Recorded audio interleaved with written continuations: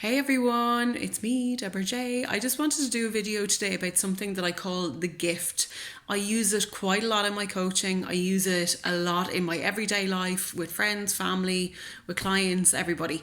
And I think everybody should know about it because it is an incredible tool to have in your toolkit. And I actually first came across it in a book called The Courage to Be Disliked. I would highly recommend it. I should be on commission at this stage because I've had so many people buy this book through the years from my recommendations, and I really highly recommend it.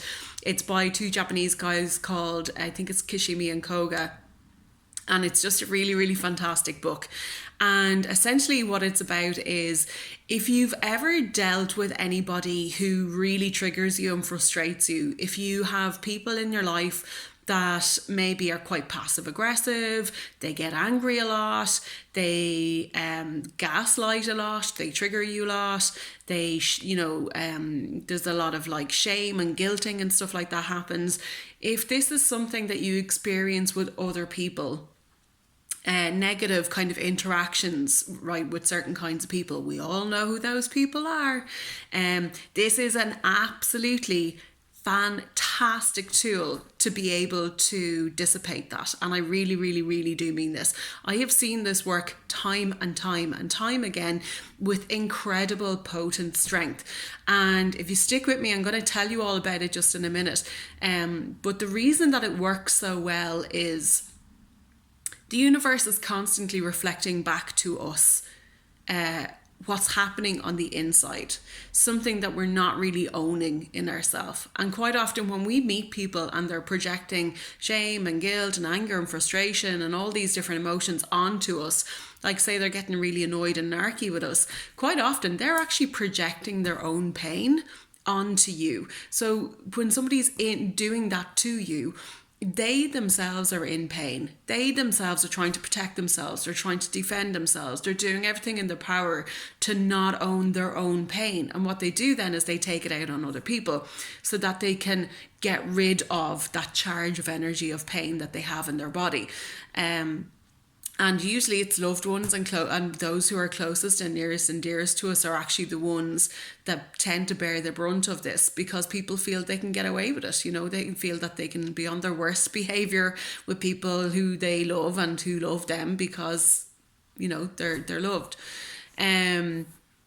So with this, the reason that this works is because when we're experiencing this with another person, so that person is projecting onto you, but when we ourselves are experiencing this from another person, the universe is also sending us a message, right? So there's something going on for them, that's fine, it's in their world, let that be. But for you, there's something happening as well. And the universe is just asking you to own it. It's just asking you to be consciously aware of what it is that it's trying to tell you. And when I'm doing soul navigation, a lot of the work that I do is about perspective shifting and helping you to see and understand and interpret the world around you. So for argument's sake, say somebody is you're having this experience where you're really triggered with them, you're really upset because they've said really, really nasty things. The gift is how you dissipate this, because what actually happens is by you not accepting their gift, they have to receive it back. So I'll explain it a little bit more. I'm doing a bit of waffle here and my brain is very, very full today, so apologies. So for argument's sake, if I hand you a gift right now, who owns the gift? I want you to answer that question. So if I handed you a gift right now, who owns the gift? And the answer should be, if I hand you a gift, you own the gift, okay? If I hand you a gift and you don't accept the gift, who owns the gift? So if I hand you a gift and you don't accept the gift, who owns the gift? I do. I still own the gift because you haven't accepted it. So even though I was giving it to you, I still own it because you didn't take it off me, yeah?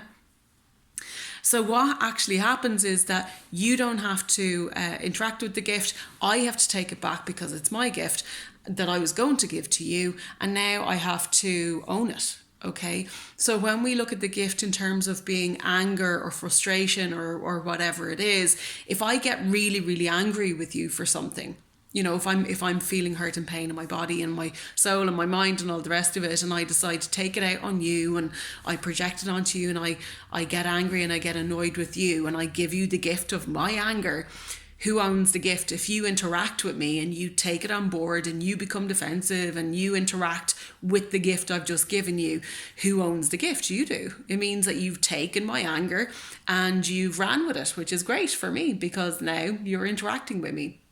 However, if I get angry and whatever with you and you don't accept the gift, i.e., if you don't interact with my anger, if you don't interact with my any of the words that I'm saying, if you basically turn around and say, I can't speak to you when you're like this, come back to me and talk to me when you're finished with whatever's going on, or literally leave the room, or, you know, it's not about like change the subject and go on to something else, because you could do that. It depends on the situation that you're in. You're going to have to figure this out as per each situation you're in. Obviously, for coaching, it would be a different story. It could advise you.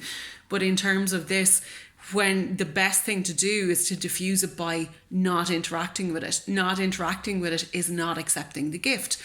Then what happens is that it bounces back to me. The gift bounces back to me. So the natural reaction for me is to get even more, you know, like, I can't believe that, you know, the cheek of you. I've just gotten angry with you and you've just left the room and told me you couldn't speak to me at the moment. Like, what am I supposed to do with my anger? I have to take it back. It's a gift, you know, it's my gift and I have to take it back. So what happens is I get to marinate in my own anger. I get to marinate in my own frustrations. So the pain that I was trying to give away to somebody else because I didn't like the feeling of it got boomeranged back to me, and now I have to deal with it, and now I have to cope with it, and now I have to get on with it and own it. And so when we do this process over and over and over again with a particular person who has a tendency to offload on you in that way, what tends to happen, and this can be true for people who just offload on you, you know, people who like to moan and give out about things and whatever, you know, that's a gift too. If somebody is constantly moaning at you, it's a gift. Do you want to accept it and have that now in your body and for you to feel crappy, or do you want to hand it back and go, do you know what, I'm not really into that, so you can hang on to it and let them marinate in it themselves. What happens is basically they go off and they marinate in it, they get really frustrated, they realize they don't like the feeling of that, and then what happens over time is, when that happens over and over and over again, they'll stop projecting onto you because you're not giving them anything.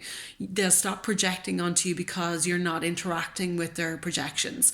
And what happens also is, because you're not happening with their projection or interacting with their projections, and because they have to constantly own it and it boomerangs back to them, they don't like that feeling. And so because they don't want that feeling anymore, they stop doing that with you. And I've seen this time and time and time again. One of the first examples was, I had said this to a girl that I met when I was traveling in Colombia, and she had a really, really challenging relationship with her dad. They loved each other very much. The relationship was very, very close, but he was very manipulative. He was very, very, very narcissistic, very manipulative, and would say the most horrendous things to her, and even at times actually put her life into danger. And because she was his daughter and because she loved him, and she, you know, she would just constantly take his anger and take his frustrations and take his nasty words and take his bad moods and take all of that, because she just didn't know what else to do. And I remember telling her about the gift and explaining to her for herself, and I just was saying to her, you know, the next time he gets angry at you, you know, just say to him, look, I'm not comfortable, and I'm actually just going to leave the room, and I'll come back when you've calmed down a bit. And over time, and he did not like this. And I remember her coming back and telling me like, oh my God, this worked. This was going on her whole life, or for most of her kind of teen to adult life. And I remember her saying to me like, oh my God, this is insane. It really, really works. It's crazy. So what she did was, she said initially what happened was, he didn't like it, and obviously he kind of got very confused because, you know, he was so used to her accepting the gift that when he had to take it back, he didn't really know what to do with it, and so it was a bit confusing for a while. He would get very angry, and then kind of eventually what happened was he had nowhere to put the gift and because she stopped interacting with him, he stopped repeating that behavior with her. because he knew he wasn't going to get any reaction. He knew he wasn't going to get any satisfaction from it. So he literally just stopped. And their relationship is so much better. And what's actually happened is she actually helped him to awaken more to himself, because he wasn't taking ownership of his emotions and giving them away constantly to other people. He'd never had to sit in the same pain that he was passing on to other people, because he was giving that pain away. And when he had to sit in his own emotions and had to work with his own emotions and began to feel the pain that he was sending on to other people, he soon kind of had to own it. So that was kind of for him. So for her not having those interactions with him, essentially it's an awakening. We can't change people, right? But we can change our own world. And what tends to happen is when we own the things that's going on in our own world that's triggering us, causing us fear, anxiety, pain, stress, whatever it is, when we own that ourselves, and we make a conscious choice to stand in our power and say, I'm not interacting with that. I'm not lowering my frequency and I'm not interacting with that. Or whatever way you decide to work with that. Usually what happens is the universe goes, yay, brownie points. Okay, you can drop all that other noise that was going on before. She's learned the hidden message and the hidden meaning, so you don't have to experience that anymore. And I kid you not, I have seen this so many times. It is insane. I've had to use it in my own life in the most challenging of experiences. And it works. It really, really works. And this is just one of the tools that I share in my soul navigation system.